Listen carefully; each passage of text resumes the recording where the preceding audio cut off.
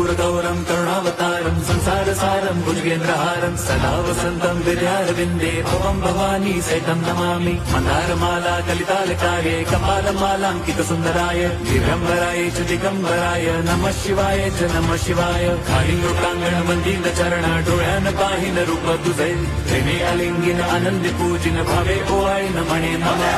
त्वमेव माता पिता त्वमेव बन्धुश्च सखा त्वमेव विद्या द्रविणं त्वमेव सर्वं मम देवदेव। कायेन वाचा मनसेन्द्रियैर्वा बुद्ध्यात्मना वा प्रकृति स्वभावात् करोमि यद्यत् सकलं परस्मै नारायणायेति समर्पयामि। अच्युतं केशवं रामनारायणं कृष्णदामोदरं वासुदेवं हरिं श्रीधरं माधवं गोपिकावल्लभं जानकीनायकं रामचन्द्रं भजे।